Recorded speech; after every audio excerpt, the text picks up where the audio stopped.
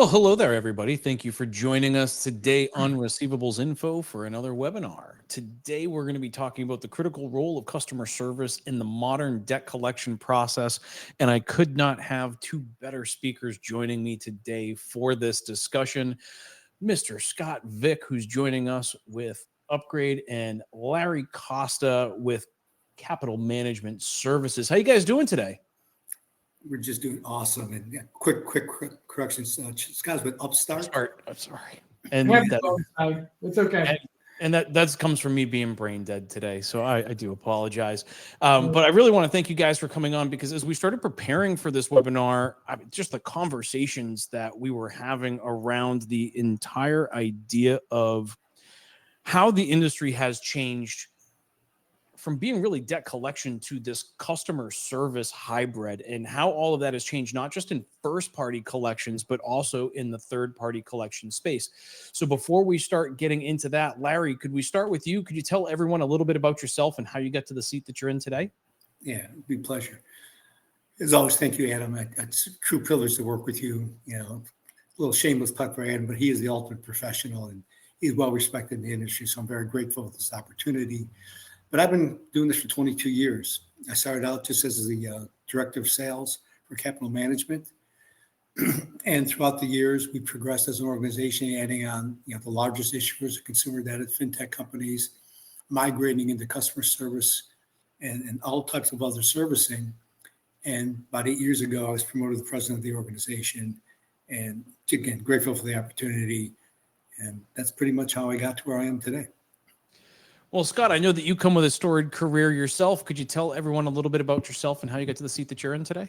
Yeah, first, Adam, again, thanks for the opportunity to join today. It's a pleasure to be part, and of course, getting to have any conversation with Larry is fantastic. So really excited about this. I've been in the banking/fintech space for 26 years now, with about 21 of those years in some sort of collections capacity. The previous 15 years working in some sort of vendor management capacity. Previously at Bank of America, running our first-party collections network on the pre-charge-off side of the business, and then most recently, about 9 months ago, transitioned over to Upstart, and now back on the recovery side of the world as director of recovery for the organization. So really glad to be here and see some familiar names on this panel as well. Well, welcome back to the dark side. I do appreciate you coming on and sharing your insights with us. I think the history behind and watching this evolution from your perspective, right, like living in the creditor world, is probably a little bit different than necessarily how we're experiencing it. So I'm excited to kind of talk about this topic today, but to kind of set the stage a little bit, could you guys share how your relationship came together and what that history looks like? Clearly, you guys know each other pretty well. So like, what's that history look like, just to try and set the stage for the journey? It's real simple. Scott managed us in two roles at Bank of America. Initially, he was our third party, because originally we were only a third party vendor for Bank of America, and Scott managed us. And when Scott manages you, you're managed, and in a very positive way, because Scott really embraces the business partner. He looks at, back then, and we'll talk about this in the webinar, we looked at the different KPIs, the production metrics, and Scott was very keen on that, and he would coach us, by improving this particular metrics, you could advance your organization and move into greater market share. So he managed us on the third party side. Then he was promoted several times. And he was instrumental in working with them on the first party side. He managed us for 6 years. He actually had a team of people working for him. And he managed us on the first party side, along with every other vendor. In fact, and Scott's too modest to admit this, but Scott was able to have his vendor network perform as well, if not better, than the in-house Bank of America internal teams. And that's because his attention to detail. And again, he's the one who really, and I'm going to let him talk to us more, he's the one who really encouraged the whole customer service model for collections. So go ahead, Scott. Yeah, it's agreed, right? And Larry and CMS and myself have had a few iterations together, and hopefully we'll continue that over the next few months. But right, when I think about where this journey started, and I think Larry's a really good one to have on this panel. Right, when I think about 2010, right? I'm beating up Larry to try to get more penetration and make more phone calls and just focus on balance and full payments and how many settlements can you do. And then, 2012 to 2013, we see really the control environment hit. And it focused and pushed a lot of the organizations to really shrink the number of partners you're working with and really focus on the ones that can handle and invest in that level of infrastructure. And then fast forward to really probably right before COVID, you had the performance piece, you had the control piece. Now you've got this customer experience umbrella that is now almost equally as important as the other two. And I give Larry credit, right? His organization has been very nimble in migrating and diversifying into new really segments outside of just recovery. And that's a big reason why we continue to do business together. Yeah, I want to just interject real quick, Sure. Because as Scott alluded to, back in the day in 2010, 2013, everybody looked at the following, what's your RPCs, right? What's your right party contacts, right? Okay, what's your, how many of those did you convert to promises, right? How many promises did you convert to payers? How many payers stuck, right? What was your average payment size? Those are the big statistics, right, Scott? That's what everybody honed in on. As he said, can you take more settlements? And people develop scorecards based upon those strict production KPIs. Fast forward to what, 6 years ago, Scott? And Scott will tell you about the different scorecards now that are being utilized. Well, it feels like there's a big difference here between even the approach. And if you look at how debt collection companies are communicating with consumers, it's definitely become a more, let's call it helpful approach, right? I feel like there's a lot more carrot than stick these days. And that feels like it's an ongoing methodology, especially from a creditor perspective. And even if you go back and you look at the consent orders back in the day with Chase and those, since that point in time, it feels like that was kind of the tipping point where everything started moving towards that consumer first kind of functionality. But it may also be partly the growth of fintech in our world as well. You just are dealing with a different consumer who's originating their loans a little bit differently. Any insights into that, Scott, as someone who has kind of been on both sides of the equation? Yeah, I mean, right, when you think about the previous life that I had, and to Larry's point, what was the most important thing? I wanted people that can make 20 phone calls in an hour. I wanted them talking to 15 customers an hour. I wanted that phone call to be 5 minutes or less. Get a payment, get the account, move off, bring the next customer on the phone.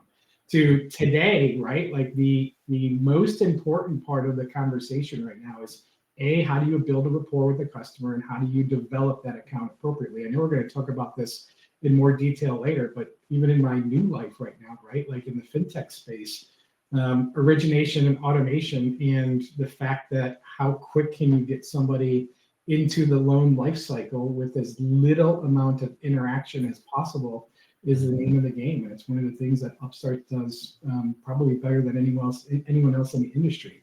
That is also going to translate into the agent experience. As you see more people not wanting to spend time on the phone, if they do, that interaction has to be flawless. And that's the easiest way to put it right now. I know we're going to talk about that more. Yeah. Let's just transition to that when we talk about scorecards. Sure. And again, Scott helped design the scorecard. The scorecards now, the component that used to be a production scorecard, now the qualitative and compliance section of the scorecard are as important, if not more important, than the overall. Scott can articulate this better than I can, but every issuer and even the fintech companies have changed to a wholly different model of measurement. Correct, Scott? Yeah, we partnered with our vendors and we created a sort of a multifaceted scorecard that measured both performance, control, and customer experience metrics, and weighted them all into one score, right? And I think the lenders and the issuers that migrate towards that level of vendor management will be the ones that will be most successful.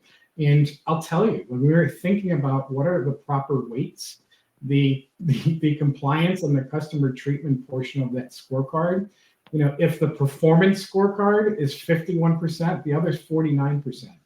I'll be honest with you. When I started collecting in 1999, I would have said that would never be the case. And to Larry's point, this is probably a 5-year-old, very recent transition into the industry. Yeah, I mean, we have clients and who have actually articulated to us that essentially is this. We want you to collect money, but if you fail the quality component, you're not working for us any longer. Mm-hmm. Doesn't matter how much money you collect. You're not going to represent this particular organization. That's how important quality has become. Yeah. And think about it was fintech, performance to compliance to now experience. Right. Well, think about a fintech customer, right? Maybe the first communication he's going to have is communication from one of us because he's delinquent. Yeah. Like when he originates his loan at Upstart or Prosper or Best Egg or Loan Care or many other Upgrade, they don't talk to anybody. It's all done online. There's no communication. So the only communication the human being they may have may be with when they enter delinquency. Mm-hmm. So that's why this whole concept of quality really becomes important, because this is the first time they talk to anybody. They've never probably experienced delinquency. Well, as we continue into this conversation, I just want to encourage the audience, which I feel like a lot of us know pretty much everybody that's on the call watching right now. But feel free to ask questions as we're going. We love a natural discussion as much as possible. So if you have any questions, feel free to chime in with those as well. And we've started talking about this focus of the past to the current focus.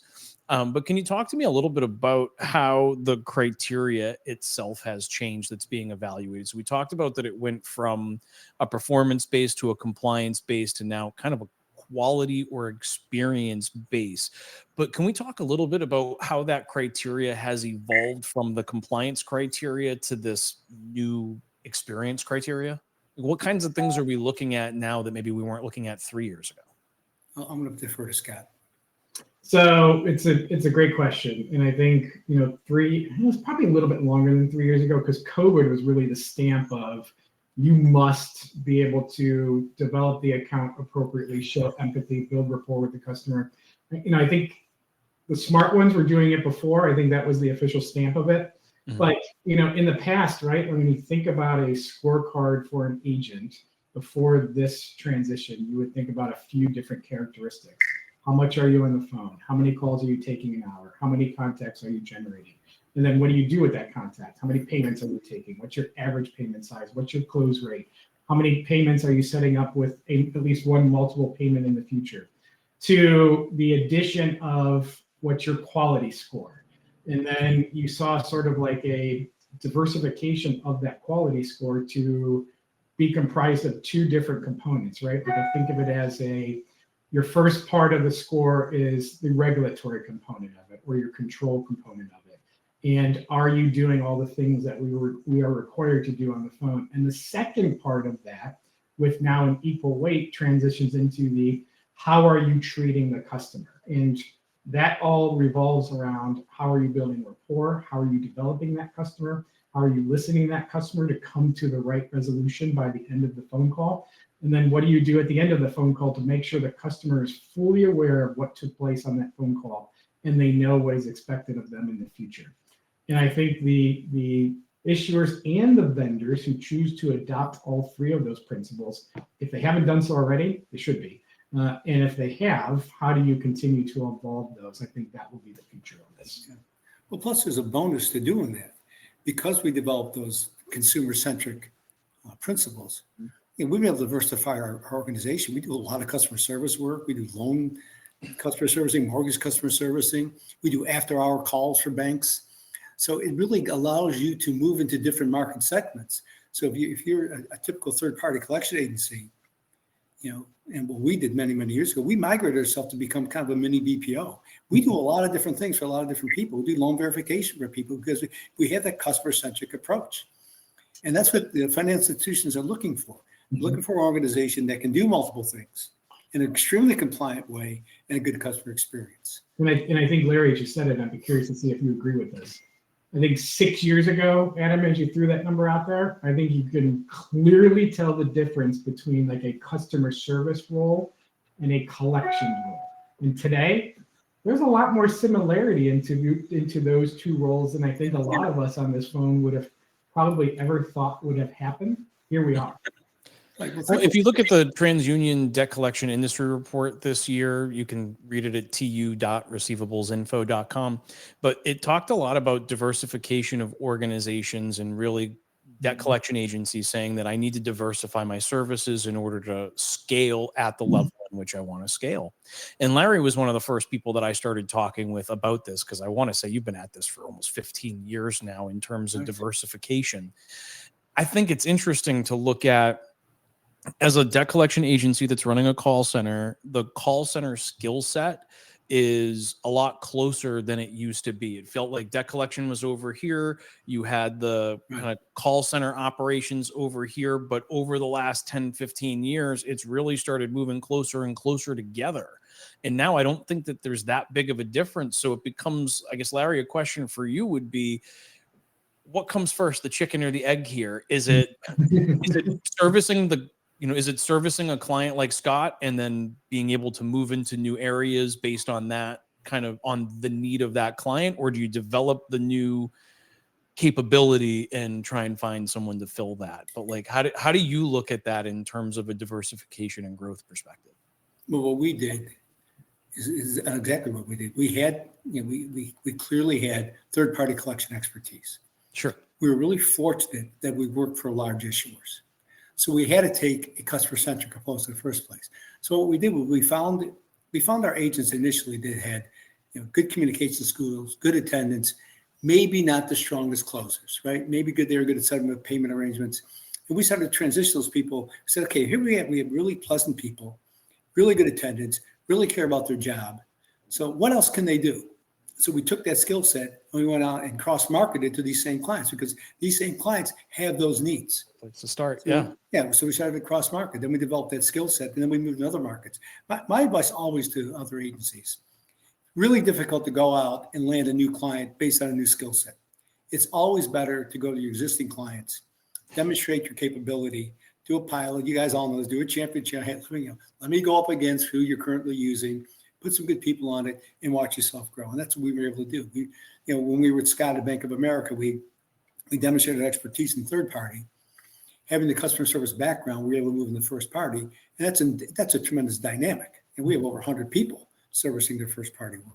So that's my recommendation, because to go out and say, tomorrow I'm going to become a customer service call center.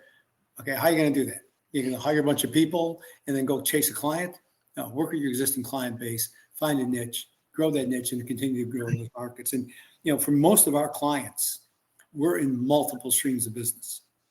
That's really the way to do it. Like this one bank, we do mortgage customer service, mortgage collections, and then we do after hours. So after 9 o'clock at night, when you call this particular bank, you're talking to our people. So it really helps you diversify, and it keeps you running. Plus, the cost of growing an existing customer is significantly less than adding on and adding a brand new client. In the third party world, you add a new client, you're not profitable for 6 months. First party world, you can become profitable fairly quickly, but not the third party world. So that's how we were able to do that. So that would be my advice. Let me ask you this. What about the transition? So it seems like the first party collection seems to be like the halfway point, right? So you start as a third party collection operation, then you're moving into first party. Right. But what's that transition look like from doing that first party work into doing straight customer service work? Is it the same people, the same skill sets? Yes. Like what changes between those two areas? The only thing you can do is you can get a less expensive agent. We go, again, I'm talking to the agencies out there, right? The call centers out there. A regular just customer service agent, you can probably pay them slightly less, but it is the same skill set. Again, and Scott will attest this. There are some people that are really, really good on the phone. They have a very good customer service. They just don't know how to ask for the money, but provide great customer experience, but just don't ask for the money. Those are the people you clearly move into a customer service role. And you can find that in your first party world. You're always going to find people in your first party world that are really, really good, but just don't know how to close the deal or take a minimal payment. It doesn't really impact the consumer, but so it's very easy to move that pool of agents. That's interesting. Scott, any thoughts on that? Yeah, I was curious to see how Larry was going to answer that, because I couldn't agree more in the fact of, if I'm looking for an agent, right? I can't teach an agent to care about the customer. You either do or you don't. I can teach you how to collect an account, and I think I can do it pretty well. I can teach you in customer service how to maximize, cross-selling opportunities or all the widgets that a customer service agent has to complete on that phone call. So I agree with Larry. It's not too much different between the two. It's just sort of a different widget, but you have to have the ability to talk to people, being the primary sort of focus point on what you're trying to generate in a new hire. Yeah, and sometimes it's your third-party agents too. Again, same thing. You have third-party agents, really good attendance, really good on the phone, really diligent, but just they're not great at asking for the money, but they do everything else well. That's a natural transition for those people who move to a customer service role.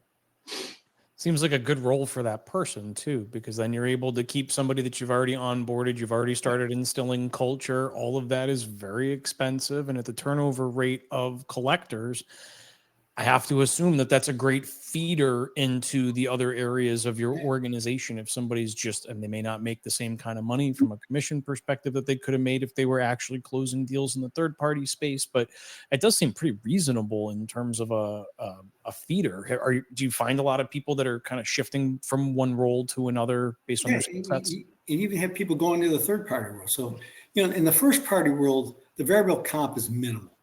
Right, most agents in the first party world get an hourly rate, and there may be some bonus criteria, but it's not significant. It's not like, but they become so good at it, they say, well, you know what? Let me move to the third party world where the variable comp is significantly higher. So it's a cross training for all aspects of your organization, and we've been able to do that very, very well. Scott, from your perspective, how much more attractive is a service provider that can provide multiple services? I have to assume it would reduce your auditing costs and the workload from your perspective.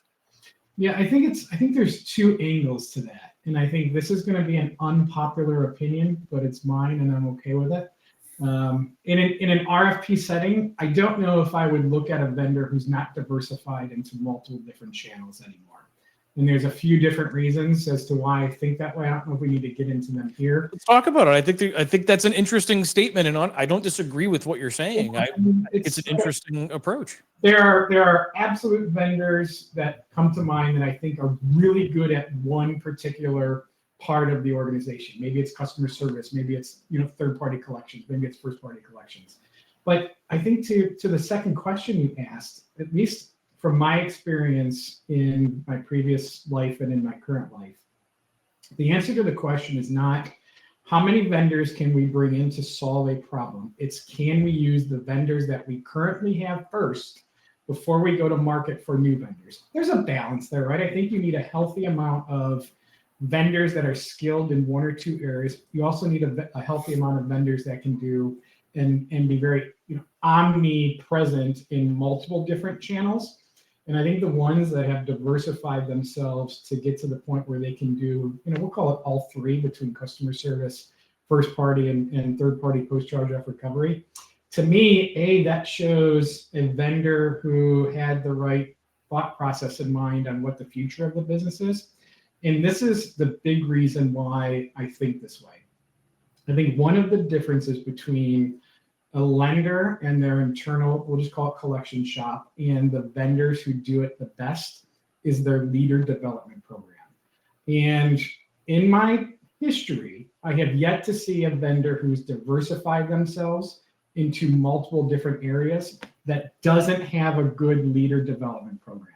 You can have the best collectors in the world or the best agents in the world, and if you don't know how to coach them and you don't know how to train them effectively, it's never going to be a long-term successful solution. And I've seen the ones that are very successful in customer service, and most, for my history being mostly in collections, very successful in both first and third-party collections. They have that fundamental groundwork of a development program that I think is very important. Yeah, well said, Scott. That's true. He's right on. Awesome. I think that's the kind of insight that we're looking for, really, is what kinds of things are being used in that evaluation process. And if you're looking at the training program and how are you developing leaders within your organization, especially for a larger vendor, that's important, because I think it does say something to the sustainability of that relationship long term. Are you, and are you hostage to the 100 people that you have today? Or are you capable of churning and growing new people or increasing your service level through training? Yep, I agree. And I don't just mean the check the box training that we've sat through. And I mean, I think that could be a whole different webinar conversation. What is effective coaching and training? Yeah, that's for sure. I might hold you to that one. That's for sure. But so we started talking a little bit about the scorecards and how they've changed. And we talked about how the scorecards have gone from performance to compliance to this experience measurement. But talk to me in a little bit of detail about what that overall satisfaction with the call type of language means to you. Like, what are you really looking for as you evaluate an organization? Larry, you want me to take this one to start? Absolutely. So, I think of it in two different ways. I think of it in, it's very prevalent in customer service and first-party collections. And it's about to get there on the recovery side of the world. And I think the good ones will get there sooner rather than later. But, I think when I see most lenders today, especially Bank of America and Upstart, you are surveying your customer base very regularly. And in those surveys, you will have a multitude of questions, and you will target scoring based off of a handful of them. And each lender, I think, is different, right? How many surveys are you going to target? What segment of customer base are you going to target? How are you going to create the modeling behind that? I think there could be a lot of different variables that go into that. But at the end of the day, what are you doing with those responses, right? Are you just letting them sit there, or how are you really evaluating them? And going back to what we just talked about in a coaching standpoint, how do the best lenders and vendors take the results of that survey and whatever the key questions that you're identifying or evaluating, and not only using that in your monthly decision making? Will that be the only thing that drives a market share change? Absolutely not. But it's now part of the conversation, and it was never part of the conversation probably as little as maybe 3 or 4 years ago.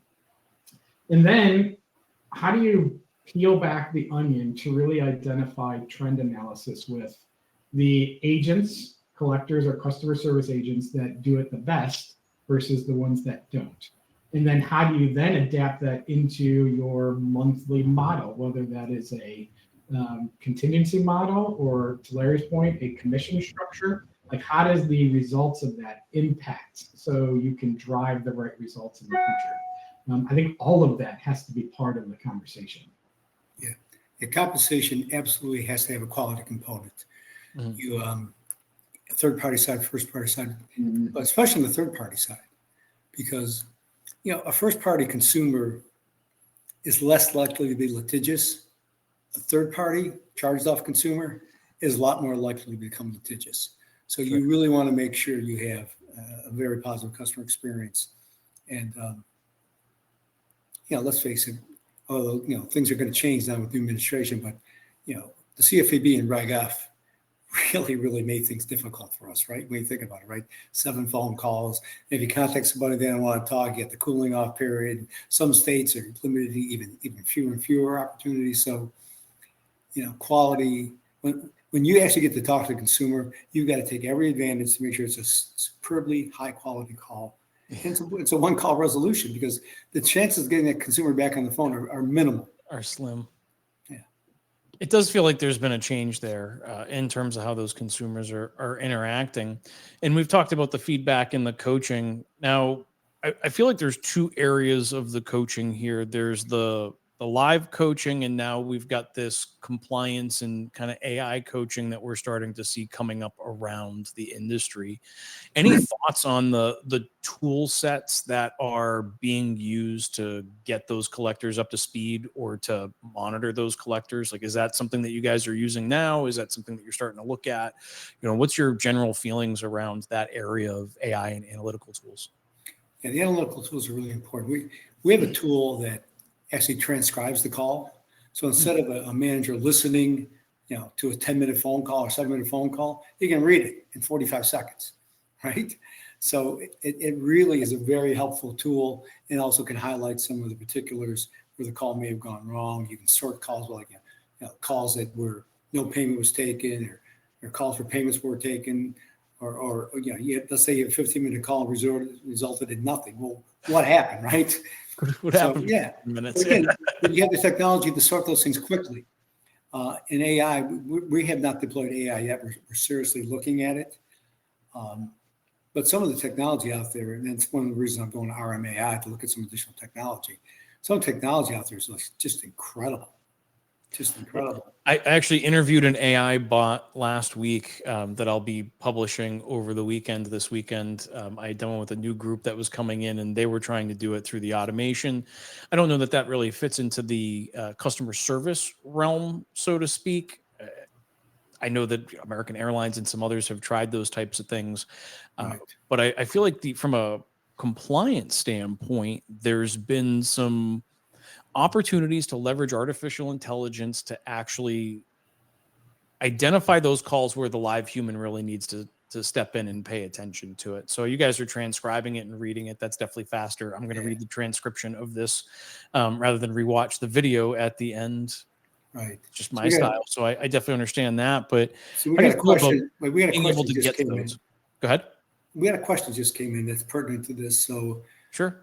Ethan just chimed in. How might the creditor approach, Scott, differ from an agency approach, Larry, when it comes to ignoring Reg F or continue to try to stay within its guideline? Is it worth being conservative for some amount of time? I'll let Scott go first, then I'll answer it. I got an answer for that one too. Yeah, I'm not in legal, I'm not in compliance. As an operator, this might sound a little surprising, but I wouldn't go changing anything just yet. And even if, who knows what will happen now that there are clearly changes coming down the road. Even if some of that language eases in the teeth behind things like Reg F, I don't know if I would recommend being the first to the table to really go against that. Yeah, I would agree with you. I would not recommend going against Reg F because you're going to, listen, there's a lot of state attorney generals now that are going to be very active with it seems like the cooling off of the CFPB, if not mainly the CFPB. Mm-hmm. So I think it's always, I'll be honest with you, we did not notice any degradation in contact RPCs when we went to the 7x7. Mm-hmm. Why dial somebody 5 times a day? Mm-hmm. Especially with the adaption of, the digital landscape and that becoming, more prevalent, I think, as we get into the next 2 to 3 years. I completely agree, right? Like, I don't see any need to go back to blast human dialer penetration rates to what they were prior to all of this. The name of the game is how can you diversify into the digital landscape? The human part of it will also always be there, but you can stay within those guidelines and still get more creative. Yeah, again, I think it's a good time to transition to digital because all of us are deploying digital. Mm-hmm. And, we're having reasonably good results. It's where the consumer wants to talk, especially if they originated as a fintech consumer. If they've never talked to anybody before, I can imagine they don't want to start now. No, I agree with you. I mean, we're getting really good results, very effective results, especially when we send out settlement emails. Getting a really, really good response to that. So I don't think the CFPB is going anywhere. I don't think that it's going to be dismantled. I expect that some of the most recent changes that have been pushed through haphazardly, in my opinion, and with almost no regard for any feedback that's been received from anybody, I think some of those things, the medical credit reporting, will probably get maybe clawed back, but I don't see Reg F actually going anywhere anytime soon. So I would not suggest that anybody ignore the law and operate outside of it because there was an administration change. Because you still don't know who the final director is going to be or what their objectives are going to be. And regardless of the director, there's still private suits. There's still plenty of other challenges that could come to the forefront. So I would really avoid changing the rules. And it sounds like from your experiences that that's not actually going to have an impact. No, we don't. A substantial financial impact anyway. None of the guys that I talk to that run other agencies are interested in deviating. Again, we've been under Reg F for 3-4 years now. Mm-hmm. It has not affected our contact rate. Hasn't affected our collection rate. Hasn't affected anything. So, and we've all invested a lot in it. the technology the technology implementations, the system of record management, bringing together. I think what it did do though was force people to bring all this data together and to better understand what they were doing cross-channel. Has that been your experience? Yeah, you have to. I mean, you have to keep your systems really pristine right now, which is good, right? I feel like that's a positive. That's a good thing, right? So, yeah, I just think.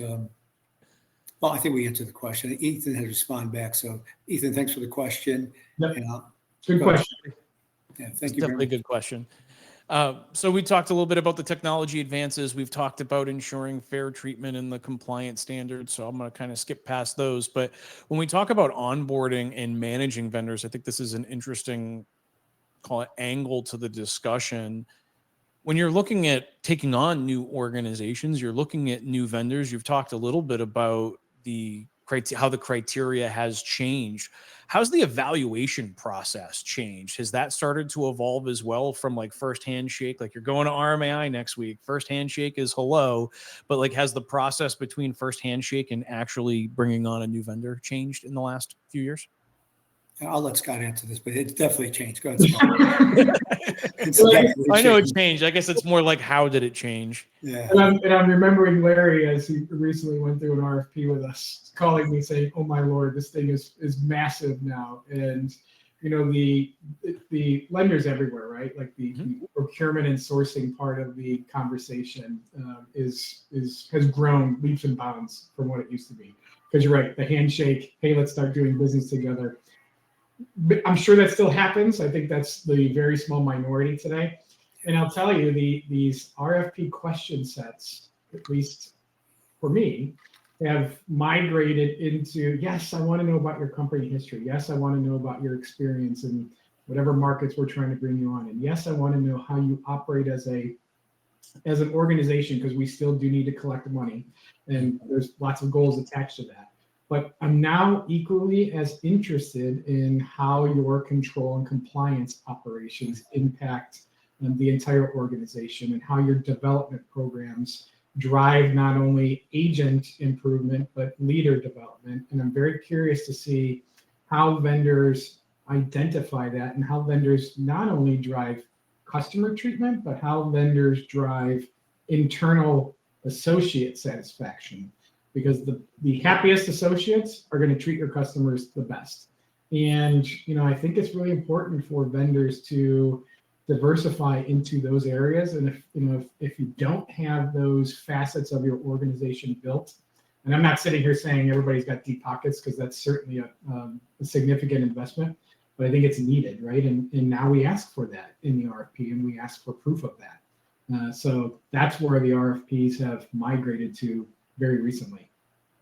Yeah, I would agree. I love that. That is fantastic. I mean, looking at the agent health from the client perspective was one of the early successes, and probably the only success that CreditMax had in its early days in the early 2000s, is that they were, I mean, even as a debt buyer, they were paying direct commissions to the collectors, but they were directly engaged in the process of, I would say, including the collectors in their ecosystem. And it was a very unique, I really haven't seen a lot of that since, but I thought that was a pretty good approach. The first time I'm really hearing somebody talk about the quality of the existence of the agents themselves as part of the evaluation process. Well, when we shoot the fintechs and move to the onboarding section, the fintechs are really interested in branding, and the agents, they work really hard in making the agents understand this is the brand.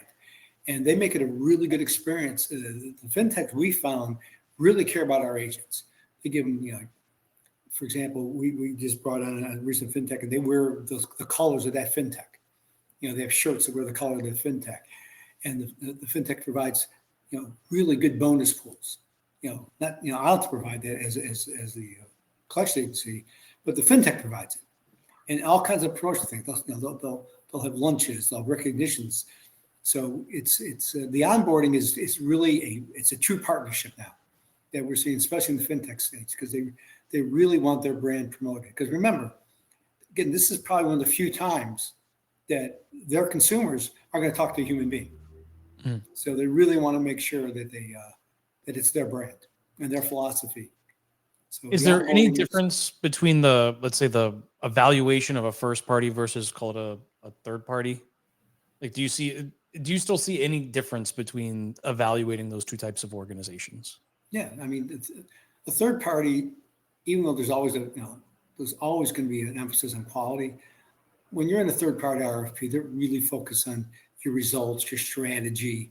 You really got to, you really got to articulate your strategy prior to getting the business. Mm-hmm. That's really important in these third party RFPs. And, like Scott mentioned, they're going to look at your financial integrity. They're going to make sure you're a partner that can be there for the long haul. But there is more of an emphasis on, what are your past results? Like a lot of the questions on these RFPs from third parties is like, what other credit cards you collect on?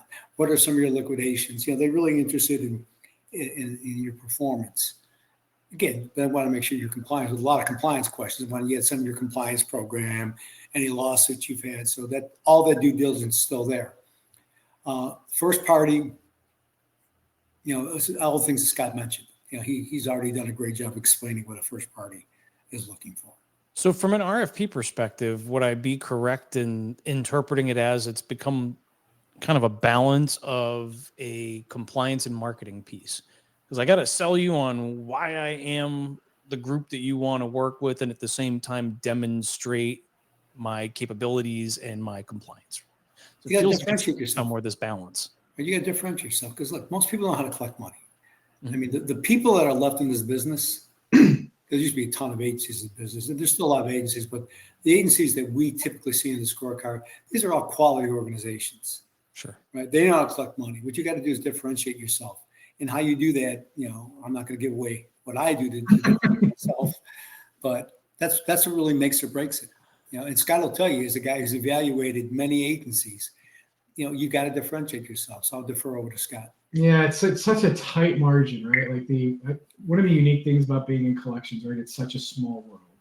And, I think people say that, but it's really true, right? Like I think most lenders at this point are working with some of the best of the best. So when we think about expansion, it's going to be such a tight margin or tight window of what does overall scoring look like to try to get to the best outcome at the end of the day. To Larry's point, a few key factors that maybe we didn't think about a year ago could be decisioning factors now of why somebody does or does not get an award. Absolutely. See, I find that to be interesting. And we've talked a little bit about the expanding roles from BPO into loan servicing, and we've talked about some of the trends that we've seen. But from a communication perspective, I'm curious, is omnichannel a table stakes ante to be at the table now, or is there still organizations that are focused on, let's say, individual channels? It just depends. And how does that play into it depends on the product you're servicing. Okay. It really does. So when you work with the big issuers, omni-channel, you've got to have a digital strategy. You got to have omni-channel. There's no ifs, ands, or buts. Fintechs, you have to have an omni-channel. Some of the mortgage servicing people, you're doing customer service. That you're on their platforms, you're on their systems.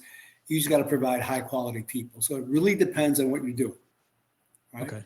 But depends on the project, the underlying project in the work I'm going to provide. And most first party work, you're on the issuers or whoever you're working for system. Mm-hmm. So it's their technology. You got to be able to connect to it, but it's their technology. And what I'm seeing is, it varies for different, but mortgage servicing is a human. I mean, you think about your mortgage, right? And I don't mean to deviate here, but I think it's very important. That's okay. It's probably the single largest investment people are ever going to make in their life. Mm-hmm. So when they're calling in, you have to know your information. It feels life and death for them. Well, I think you think about it, right? This time of year, we get really busy. We get a lot of subcontract work because guess what? Everybody's escrows change. Why do my escrow change? Well, your taxes went up. Why do my taxes go up? Your insurance went up. If you live in Florida, I have to tell you, Adam, your insurance went up, right? Oh my God, it's crazy down here. But you think about it, right? So you're going to call up and say, "What the hell? I asked, my mortgage payment went from $2,500 a month to $2,900 a month. What happened?" Well, your insurance board. Why did my insurance go up? You explain to people because wind coverage in Florida is like it's out of its Larry, it control. went up so much this year, I had to go look and see whether or not I was on an ARM loan or something. Like, did I miss something? Is this not fixed? Like, this jumped. Right, but that's where omnichannel is not important. But the important thing is having the right agents trained, and training is really, really important because this, again, when you do a mortgage customer service, these are very difficult questions. Sure. And then people ask you, I heard rates are going down. When's my payment going down? Well, you're on, you're on a fixed mortgage. Your payment's not going down. It's not going down unless you refi it out. So and you refi it out, and then when you add closing costs, refi is not a good option right now. Especially after 5 years, it just doesn't make sense because you're losing you're paying more into principal for another 5 years, and it actually offsets. So like once you hit year 6, it gets real hard for those numbers to work unless your rate's dropping by a point. Just get back 200 basis points. If you get 200 basis point drop, you do it. Even 100 basis point, it's like you said, it's marginal because you're paying interest again. You're not chewing up any principal. It only works under 5 years. Right. Yeah. So I agree. I'm glad I'm not a mortgage broker anymore. Sorry to digress. That's okay. No, I think it's an interesting part of the conversation, and it ties back to that customer service aspect because the debt collectors, I would think, or someone with a debt collection background would be better at dealing with that high stress situation caller because you got somebody calling in on a mortgage that I said it before, but that's like life and death for them. That's everything. This is where I live. This is my home. So I feel like the tensions are probably a little bit higher than if I owed, a $5,000 unsecured personal loan. Right.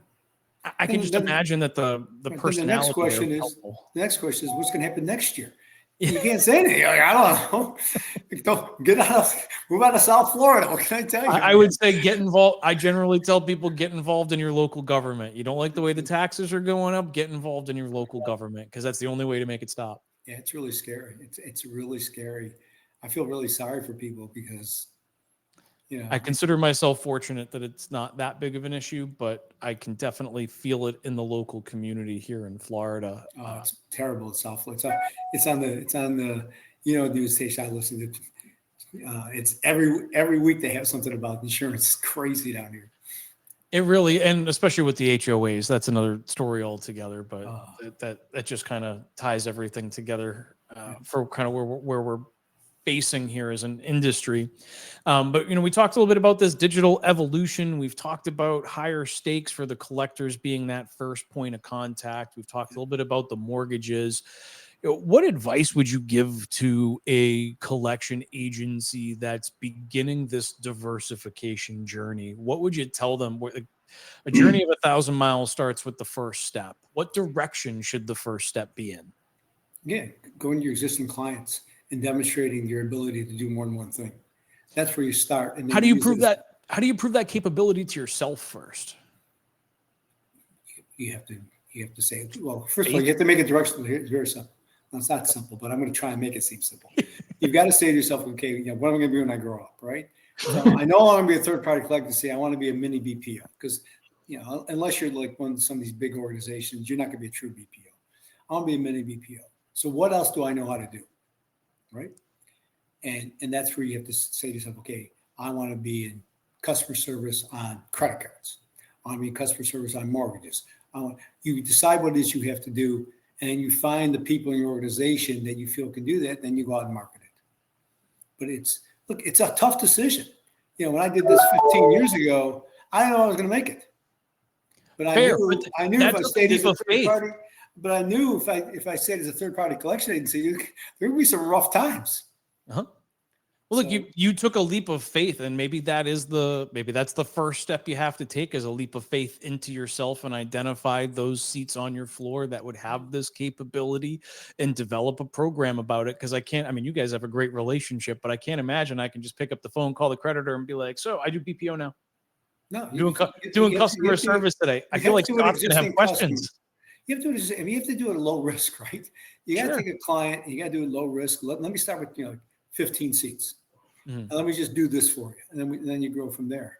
But Scott, when someone shows up and says this to you, what's the first 2 questions that come to your mind? What's your experience, and what have you invested to show that you can manage successfully in that space?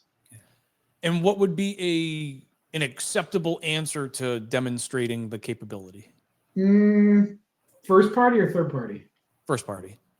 So More in I'm thinking more in the customer service role for a collection agency that's trying to move into customer service in the first party. So the fully implemented ability to manage your business from a performance, compliance, and customer treatment standpoint, having a proper collector and leadership development program, and a proper coaching methodology in place, right? Because that, at the end of the day, to Larry's point, if you're in first party, you're probably on the issuer system. So you're managing people, you're managing productivity, you're not necessarily managing strategy. So if you're not going to have the experience that a lender is already looking for, you have to prove that you have the concept and the model already built out. Because I would assume very few lenders are going to say, hey, let's start the project. And then, oh, by the way, in the next year, I need you to have these 3 things built out. Like, you're going to have to invest in that infrastructure before you go find your first client. Yeah, and the way you do it, to be honest with you, again, you have to have a rapport with your clients. Again, I've been blessed over the years, have the cup rapport with my clients. It's really helped us. But you partner with your client. Hey, what are your pain points? What are some of the things that you're concerned about? Overall, right? And clients, they'll tell you, hey, look, I got this one particular project that I'm not real happy about. You find out what the problem, what the pain points are. Hey, if I put a pilot together, if I get you some resources, can we at least try it? And that's how you kind of work your way in. But again, as close to friends and I and Scott's are, and he was my third party manager for years. Yeah. Every time I asked him to put me in first party, he'd give me a look like, really, Larry?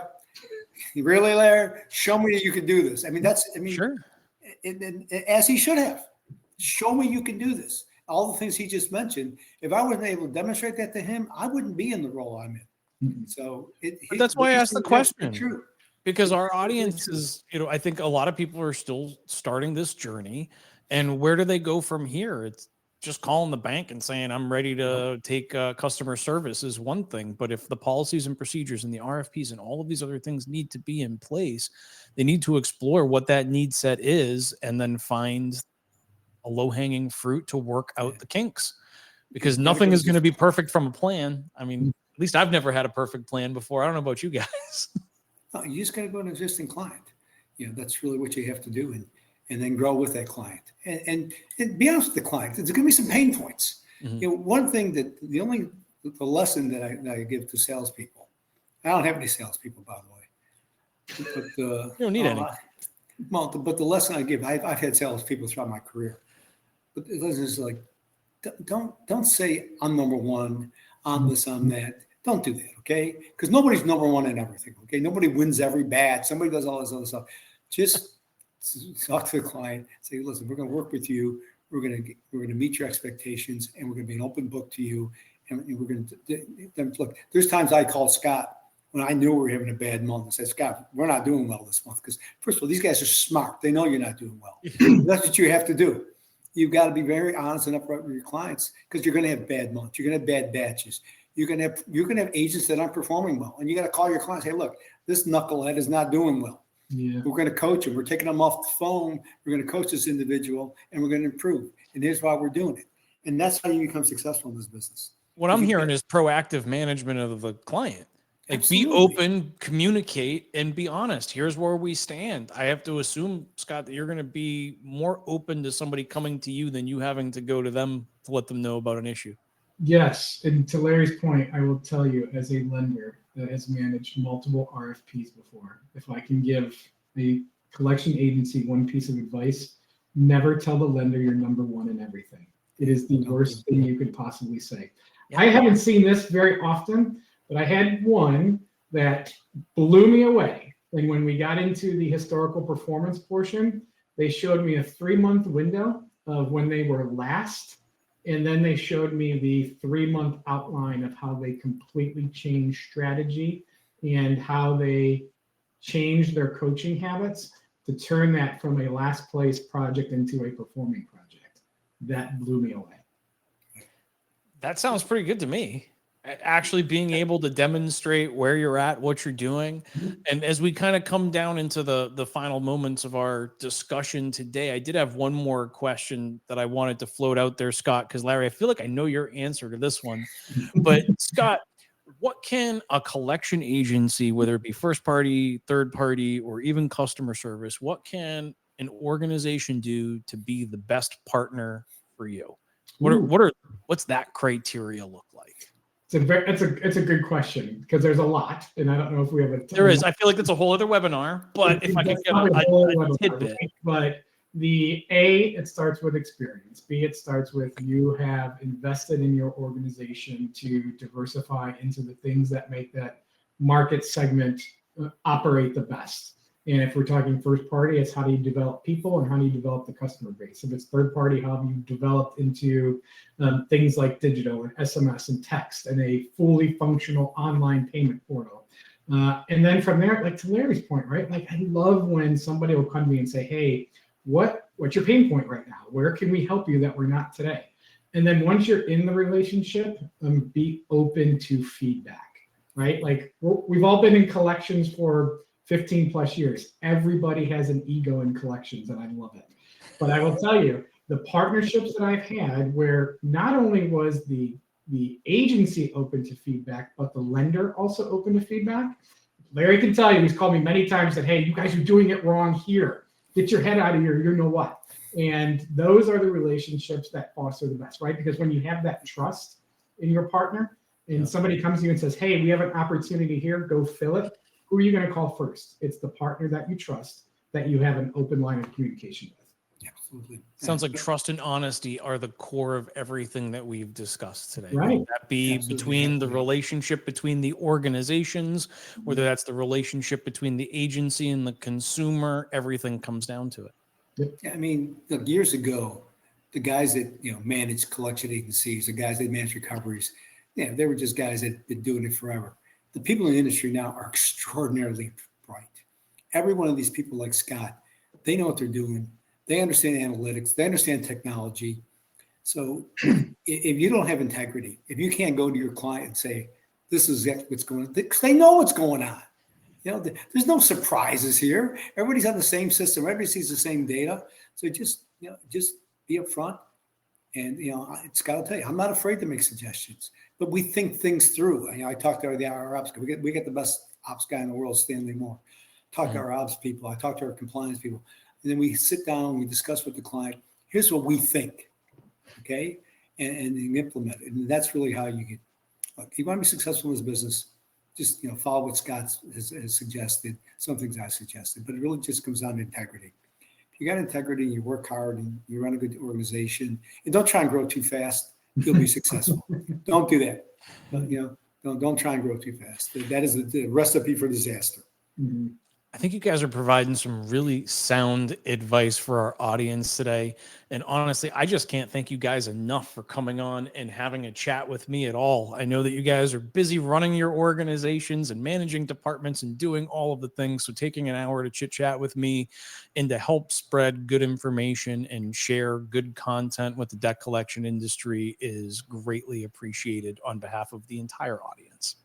Listen, we always like speaking to you, Adam. And I can't thank you enough for this opportunity. And Scott, as always, it's just a privilege to work with you. Yeah, likewise. First time being part of this part of the organization. Adam, thank you. Larry, as always, it's a pleasure. All right. Thank you, gentlemen, so much. For those of you that are watching, if you have additional questions you'd like to ask, we'll be replaying on YouTube on Friday. You can leave comments on LinkedIn and YouTube, and I will get them to these gentlemen so that they can answer. And if you have additional topics you'd like to see us discuss, you can leave those in the comments or message me directly. And hopefully I can get these gentlemen back at least one more time to help me continue to create great content for a great industry, because I found this to be an insightful conversation for me, and I hope the rest of you got as much out of it as I did. But until next time, gentlemen, thank you so much. I'm sorry I'll miss you at the RMAI conference next week, but priorities call, and I look forward to seeing you at the next event. Thanks, Good luck. Take care, everybody. Take care. Thanks, Scott. guys. We'll see you all soon. Thank you, guys.